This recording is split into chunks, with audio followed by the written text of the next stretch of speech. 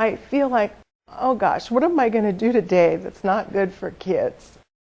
It hurts. It hurts because I know the way we're being asked to teach is wrong. It's wrong for children. I went into the business because I guess what I wanted to do was bring out the best in every child. And the best in every child is not how they do on a multiple choice, one-shot test at the end of the year. I'm not meeting all their needs. I'm not helping them to grow. And it hurts.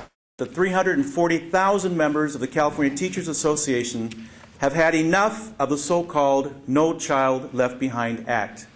We are asking members of Congress to vote no on the reauthorization proposal by Representative Miller and House Speaker Nancy Pelosi. The changes do nothing to improve the current federal law and actually make it worse. The Miller-Pelosi plan continues to measure student and school success based on standardized test scores and fails to include multiple measures like attendance rates, graduation rates, a rigorous curriculum, and the number of students participating in the honors or advanced placement courses. Rather than providing assistance, the Miller-Pelosi proposal continues to punish lower-performing schools, creating 4 new levels of sanctions for struggling schools. The excessive testing has practically eliminated other important programs like music, art, foreign language, and physical education, all things our students need and deserve for a well-rounded education. Some teachers are even being told that teaching science and social studies is optional. We know that a single test score from a single day does not reflect that progress. We've seen all over the state how this law sets up schools to fail.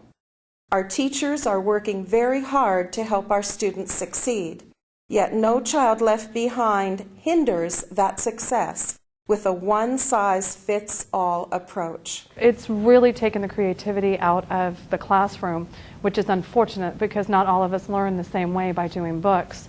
Some of us learn through kinesthetic learning, doing it through actual hands-on projects. Others, it's art or music that allows them to grasp a concept, and all of that is gone because now it's like, let's get this test done. Let's make sure that they know what's on the test, not necessarily can a student solve a problem.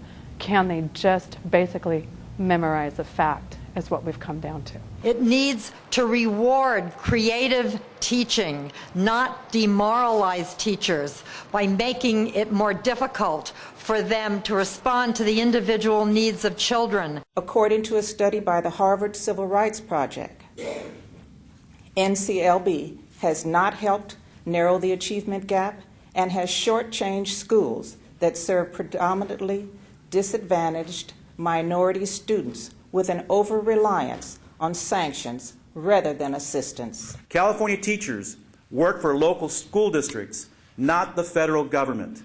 Its attempt to mandate a particular evaluation or compensation process is unprecedented federal infringement on our rights. It's offensive and disrespectful to all educators. Local school districts should be run by and for the people they serve, not by the federal government. To continually use a single number to somehow suggest that that indicates the full measure of the quality of a teacher's instruction is wrong. CTA supports reforms that teachers and parents know work. Congress should restore and enhance the federal class size reduction program with priority given to schools of greatest need, rather than wasting billions of dollars on more bureaucracy, paperwork, and more testing. It should provide resources for quality teaching, teacher training, mentors for new teachers, and programs that enhance parental and family involvement in our schools. And Congress should also not rush through this process as the future of our public schools depends on it. This is something about children, and this is something that is crucial. If we don't treat our children right, they don't grow up right, we don't have the future that we deserve and they deserve. So please join us. Let Congressman Miller, let Speaker Pelosi know the attempt now to reauthorize No Child Left Behind in the format that they are presenting is unacceptable.